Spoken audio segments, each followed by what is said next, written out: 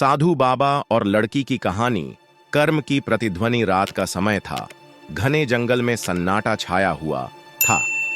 हवा के झोंके पेड़ों की शाखाओं से टकरा रहे थे, जिससे अजीब सी सरसराहट की आवाज आ रही थी। इसी बीच डर और थकान से व्याकुल एक छोटी बच्ची प्रिया जंगल के बीचों बीच एक पुरानी झोपड़ी के दरवाजे पर पहुंचती है।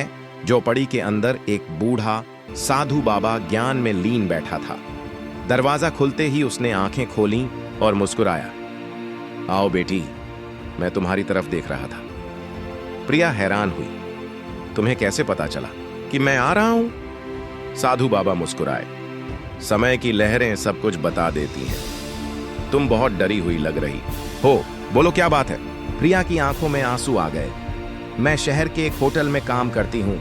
आज रात जब मैं काम खत्म करके वापस जा रही थी तो कुछ लोग मेरा पीछा करने लगे। मैं डरी हुई भागती हुई यहाँ आ गई। साधु बाबा ने आंखें बंद करके गहरी सांस ली और कहा, बेटी, जो कुछ भी तुम्हारे साथ हो रहा है वह सिर्फ किस्मत नहीं है, यह कर्म की प्रतिध्वनि है। प्रिया ने आश्चर्य से कहा, कर्म? लेकिन मैंने कुछ नहीं बिगाड़ा। साधु बाबा हल्के से हंसे। कर्म हमेशा बुरे कर्मों का फल नहीं देता। कभी कभी यह हमारी परीक्षा लेने आता है।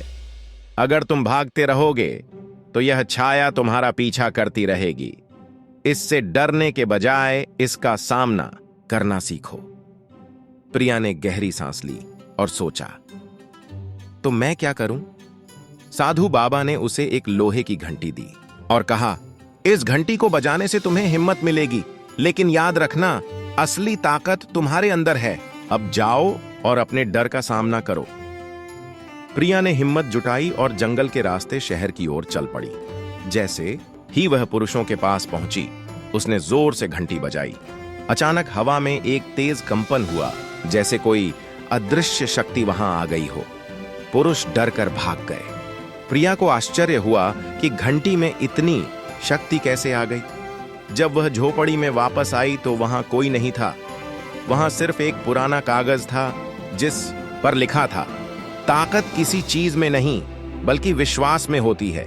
तुमने खुद पर विश्वास किया, इसलिए डर हार गया। अब जाओ और आत्मविश्वास के साथ अपना जीवन जियो। प्रिया मुस्कुराई। आज उसने सीखा था कि असली ताकत बाहर नहीं बल्कि अंदर होती है।